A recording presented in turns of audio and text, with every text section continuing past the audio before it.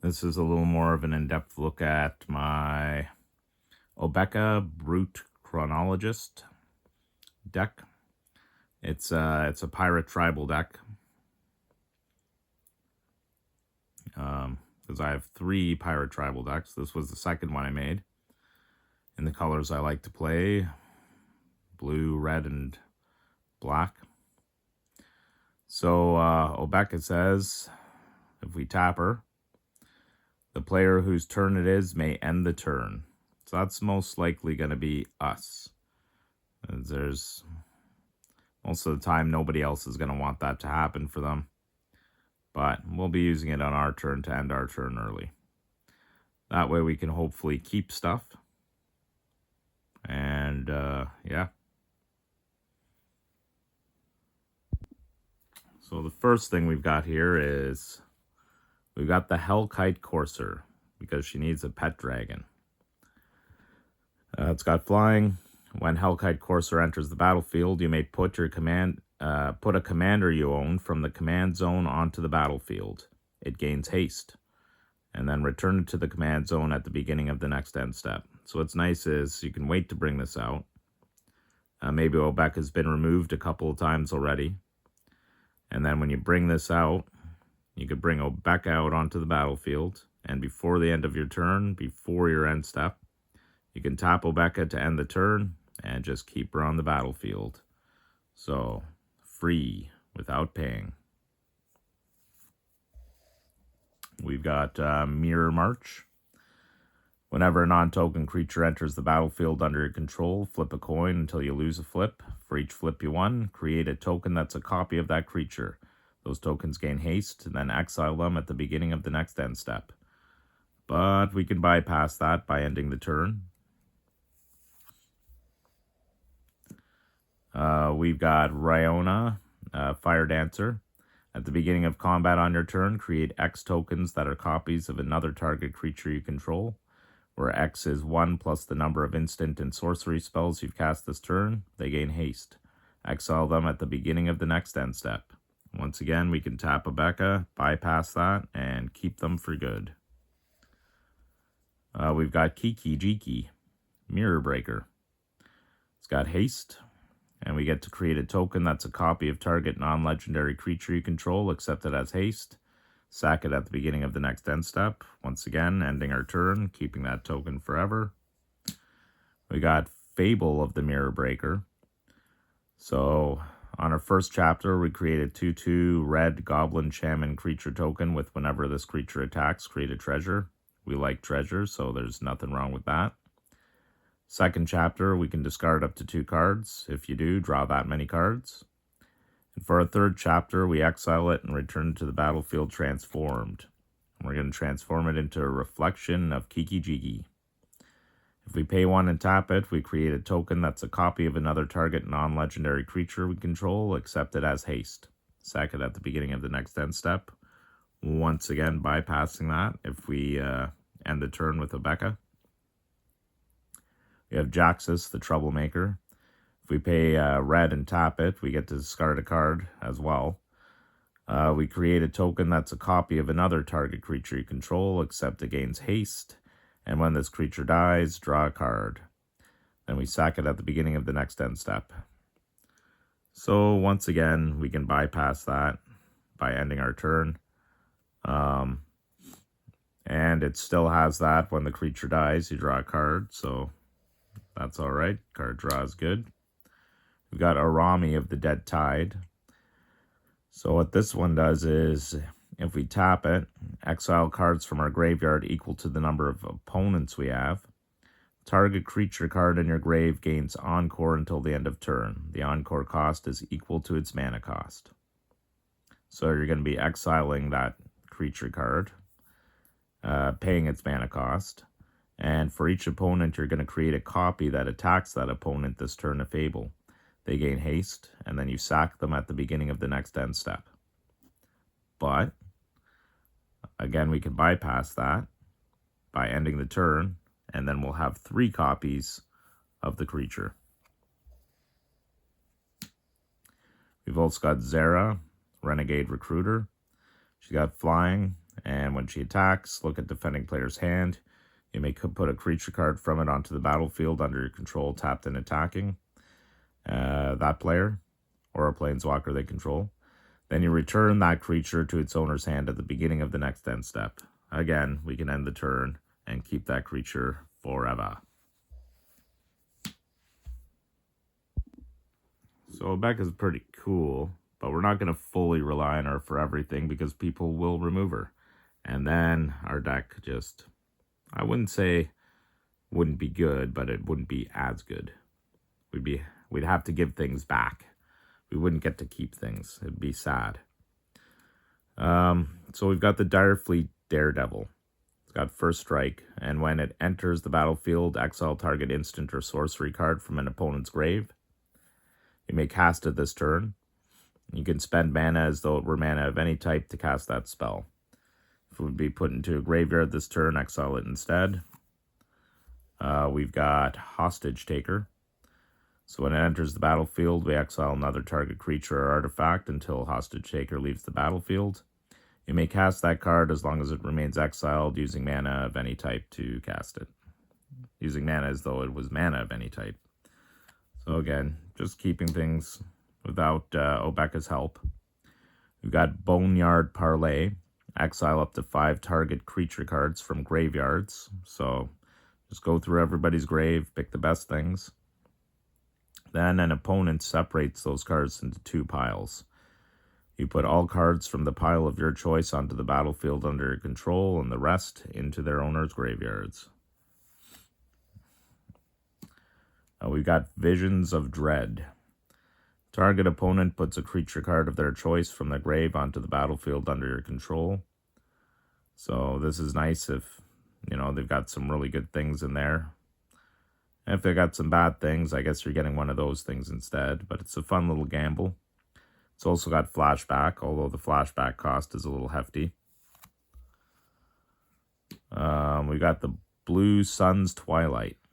So we get to gain control of target creature with a mana value of X or less. If X is 5 or more, create a token that's a copy of that creature. So a little token making as well. We've got Invoke the Winds.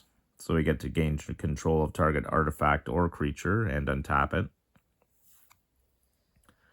We've got Role Reversal.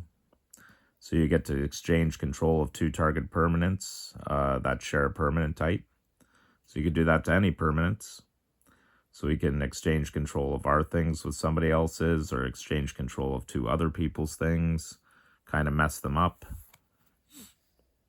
We've got Modify Memory. Exchange control of 2 target creatures controlled by different players. If you control neither creature, draw 3 cards. So it's kind of like Role Reversal, but you get the card draw, and it is more expensive. But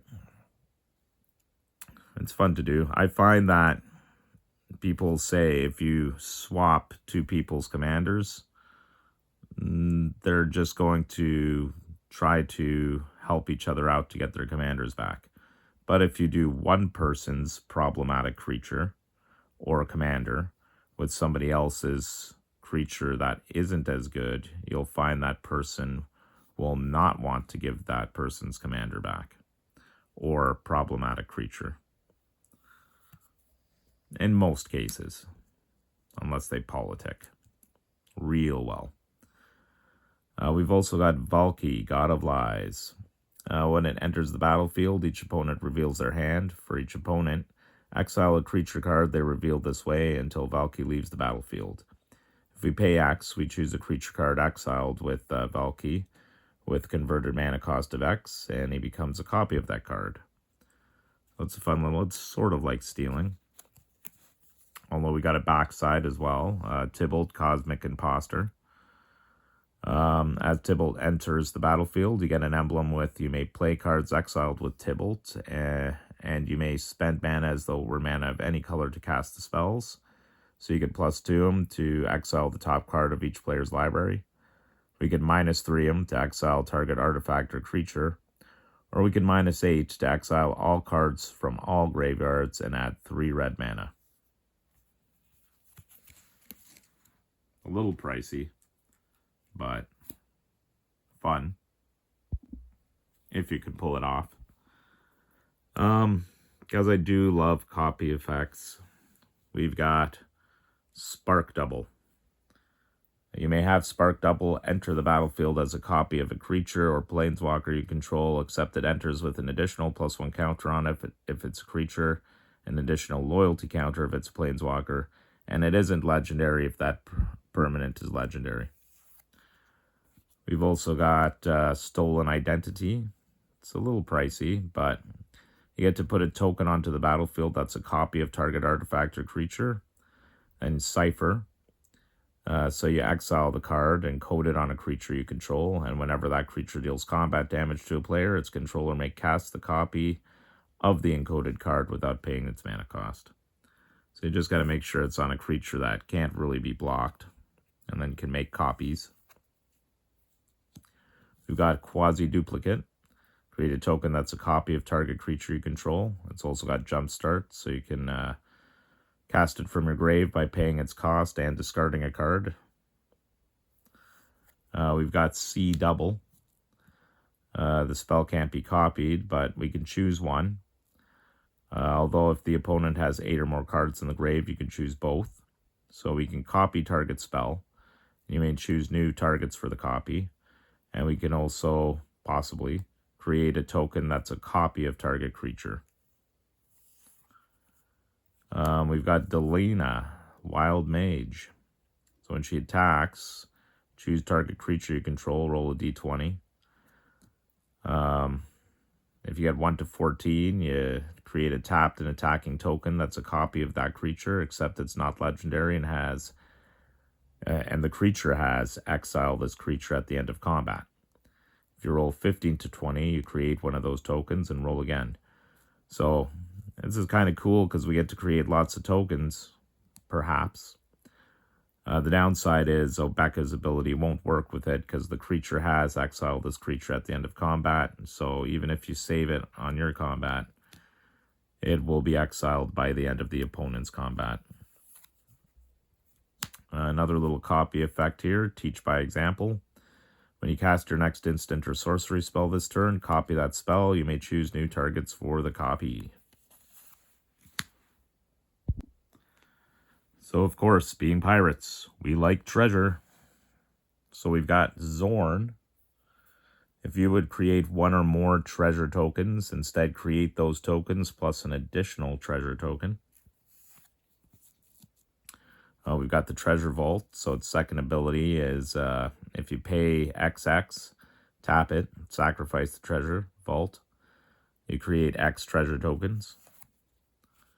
We've got the Gold Vein Pick for 2 and equip 1. Equipped creature gets +1/+1, but whenever equipped creature deals combat damage to a player, create a treasure. We've got the Hoarding Ogre. Whenever a Hoarding Ogre attacks, roll a d20. If you roll 1 to 9, you create a treasure. 10 to 19, create 2 treasure. Or 20, create 3 treasure. Treasure is good. We've got the Decadent Dragon. So it's got an adventure on it, Expensive Taste. If you pay 2 and a black, it's an instant. You can exile the top 2 cards of target opponent's library face down. You may look at and play those cards for as long as they remained exiled. So a little bit of stealing there. But also, for the dragon itself, it's got Flying and Trample. And whenever Decadent Dragon attacks, create a treasure token. We've got Deadeye Plunderers. Deadeye Plunderers get +1/+1 for each artifact you control. So that's pretty sweet, especially if we're making treasure. And hey, look at that. They have a built-in treasure making ability. So if you pay 2 and a blue and a black, you create a treasure. We've also got Descent into Avernus. This is a dangerous game to play. At the beginning of your upkeep, put 2 descent counters on Descent into Avernus. Then each player creates X treasure tokens, and Descent into Avernus deals X damage to each player, where X is the number of descent counters on Descent into Avernus. So it's good for the ramp, but you're going to be ramping everybody, and everybody's going to be hurting. But what's really nice with this is the Crafty Cut Purse. So after it's been going off for a while, let's say people are going to get 4 treasure and they're going to lose 4 life, you can flash in the Crafty Cut Purse. When it enters the battlefield, each token that would be created under an opponent's control this turn is created under yours instead. So you can get 4 of that opponent's, 4 of that opponent's, 4 of that opponent's treasure that was just about to be created by the descent into Avernus. And then you can create yours. Fortunately, you still take the damage, but so does everybody else, and they get nothing for it that turn. And of course, we've got Revel in Riches, the alternate win con when it comes to treasure. Whenever a creature an opponent controls dies, create a treasure. At the beginning of your upkeep, if you control 10 or more treasures, you win the game. We've also got Captain Storm. Whenever an artifact enters the battlefield under your control, you put a +1 counter on target pirate you control. That's kind of nice. Buff things up. And we got the Fathom Fleet Swordjack. Whenever it attacks, it deals damage to the player or planeswalker it's attacking equal to the number of artifacts you control. So again, buffed up by having lots of treasure. It's also got Encore. And we have Dargo, the Shipwrecker. So, got 6 in a red. But as an additional cost to cast a spell, you may sack any number of artifacts and or creatures. It costs 2 less to cast for each permanent sacrifice this way, and 2 less to cast for each other artifact or creature you sacrifice this turn. So, if you use your treasure to cast something else, at least 3 of them, then it'll only cost 1 red mana. Yay! And he's got Trample.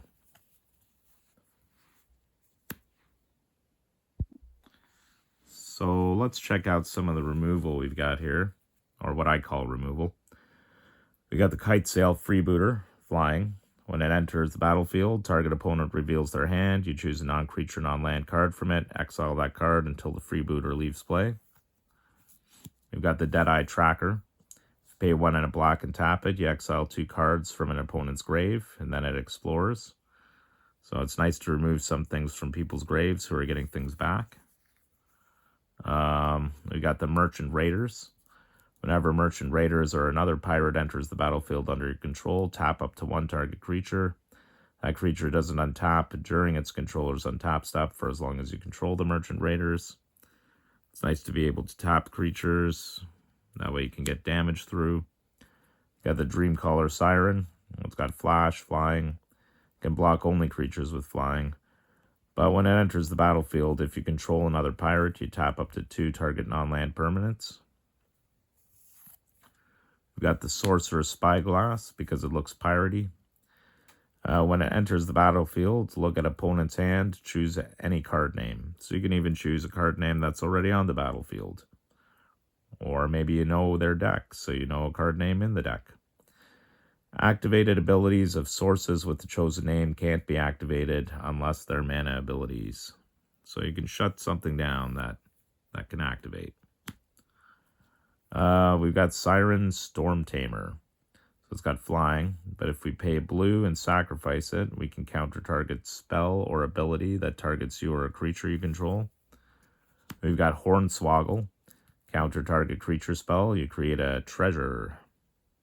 Again, treasure is good. We got Spell Swindle. Counter target spell. Create X colorless treasure artifact tokens where X is that spell's converted mana cost. We've got Mana Drain, so we can counter target spell. At the beginning of the next main phase, you get to an amount of colorless equal to the spell's converted mana cost. We've got Lookout's Dispersal. It costs 1 less to cast if you control a pirate, which hopefully you will. We're going to counter target spell unless its controller pays 4. And we've got Admiral's Orders. It's got raid. If you attacked with a creature this turn, you may pay blue rather than pay the spell's mana cost. And you could counter target spell. So that's more for on your turn if somebody's doing some combat tricks, I believe. But you could use it on their turn for 1 and 2 blue. And of course, we've got telepathy. So your opponents play with their hands revealed, which makes all those counter spells nicer to pick and choose what you're saving them for. Of course, people don't like telepathy, so they'll probably try to kill you just for having it out. Kind of got some combo pieces at the end, but before we get to that, let's go through the last of these cards here. We've got Angrath's Marauders. So if a sorcery control would deal damage to a permanent or player, it deals double that damage to the permanent or player instead. So it's nice to make things scary. We've got the Emberwild Captain. When it enters the battlefield, you become the Monarch, and whenever an opponent attacks you while you're the Monarch, it deals damage to that player equal to the number of cards in their hand. Ooh, so you do that with Angrath's Marauders out, and you'll do double that. We've also got Portraiser. So whenever it deals combat damage to a player, we untap each creature we control. After this combat phase, there's an additional combat phase. But it can't attack a player it already attacked this turn. We got some ping damage going on. Revenge of Ravens. Punish people for attacking you. Whenever a creature attacks you or a planeswalker you control, that creature's controller loses a life and you gain a life. We've got the Master of Cruelties, because why can't we have a demon on board our ship? We've actually got 2 demons, but we haven't gotten to the other one yet. It's got First Strike and Death Touch, and it can only attack alone. We kind of have a way around that. We do have Sneak Attack in here. We'll get to that because it's part of the potential pieces for combos. But when Master of Cruelties attacks a player and isn't blocked, that player's life total becomes 1. Master of Cruelties assigns no combat damage this turn, or this combat. We've got Kaza, Royal Chaser, so he's got Flying and Haste. So the next instant or sorcery spell you cast this turn costs X less to cast, where X is the number of wizards you control. Just a little bit of, mana saving. We've got Beryl and Carry Zev. So they got First Strike and Menace. Whenever you cast your first instant or sorcery spell each turn, you may cast a spell with a lesser mana value that shares a card type with it from your hand without paying its mana cost. If you don't, you get to create Ragavan, a 2/1 monkey. That gains haste till end of turn.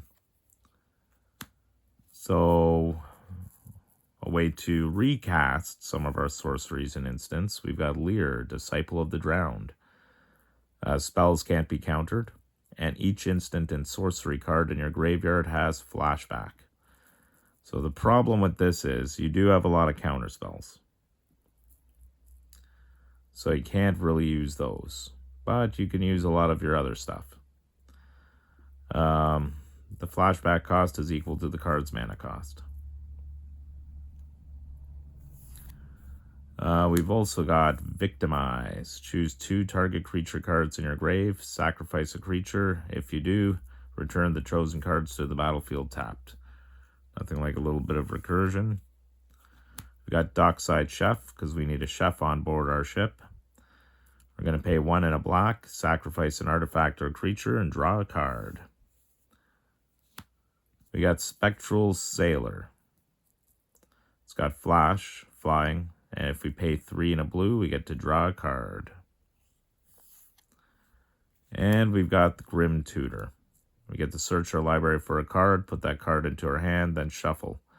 And we lose 3 life. So this, if you got some of your combo piece, this will help you finish finding it. So here's a mishmash of cards that can be used in various combinations for different types of combos. We've got Sneak Attack. So you can put a creature card from your hand onto the battlefield. That creature gains haste. Sack it at the beginning of the next end step. Again, with Obeka, you can end your turn early and keep it around. So you're getting things in for cheap, for free. Well, not for free, but for cheap. And then you get to keep them. But this is also nice if you want to just, like it says, sneak attack. Just sneak this part of the combo in there and go for the kill. And we've got break through the line. So if you pay a red, target creature with power 2 or less gains haste until end of turn and can't be blocked. So that's the big important thing, that it can't be blocked. We've got Rogue's Passage. So if you pay 4 and tap it, target creature can't be blocked. I prefer Break Through the Line, but we've also got the option of having Rogue's Passage. And part of this thing is the Ebon Blade Reaper. So when it attacks, you lose half your life rounded up. When it deals combat damage to a player, that player loses half their life rounded up. So I'm sure there are some people who, newer players might not know it, but there are people who know what I'm going to be getting at here. We've also got the Raving Dead. Similar type thing. It costs a little bit more. It costs 5. It's got Death Touch. At the beginning of combat on your turn, choose an opponent at random. Raving Dead attacks that player, this combat if able. And when it deals combat damage to a player, that player loses half their life rounded down. So this one's rounded up, this one's rounded down. Either way, it's part of the combo piece. So another thing you'll notice is Raving Dead is a power of 2. Ebon Blade Reaper is a power of 1. So that break through the line works really well with them. So you can get your opponents down half their life. So then we have the Archfiend of Despair. So this is where the Ebon Blade Reaper is a little bit better than Raving Dead, because they do lose half their life rounded up. But the Archfiend of Despair, if you have this out, even if you sneak it out,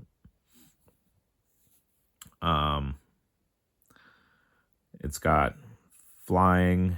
Your opponents can't gain life. That's not the big thing, though. The big thing is, at the beginning of each end step, each opponent loses life equal to the life that player lost this turn. So there are people who already know this combo. Use one of these two. Hopefully this one here, it's an even number so that it works out. But then the Archfiend of Despair will go off at the end step, and the player will just lose. They will lose the other half of their life and die. But again, to get that damage through, we need Break Through the Line. You could use Rogue's Passage, but that can only target one creature, whereas Break Through the Line, you could target multiple ones. If we've created copies of Ebon Blade Reaper or Raving Dead, Raving Dead is a little too unpredictable. Ebon Blade Reaper is a little more... you could rely on it more. So if you made copies of that, you can go in, make them all unblockable, maybe take out a few people. Sneak attack isn't really part of the combo, but if you want things out as a surprise and fast, it can be.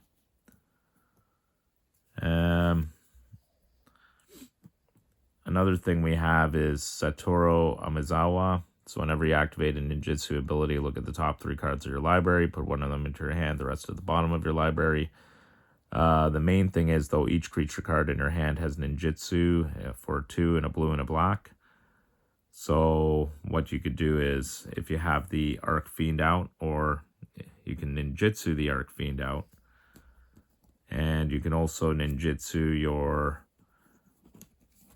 Ebon Blade Reaper or the Raving Dead. That way you can bypass its random attacking. Then you'll be having them do damage, and the opponents will lose half their life. And you can also ninjutsu out, or already have out the Archfiend doing the thing so that they lose the game. The nice thing about ninjutsuing out the Ebon Blade Reaper, even though it's cheaper to cast it, is you will not lose half your life on that ninjutsu, because the Ebon Blade Reaper will be put into play tapped and attacking.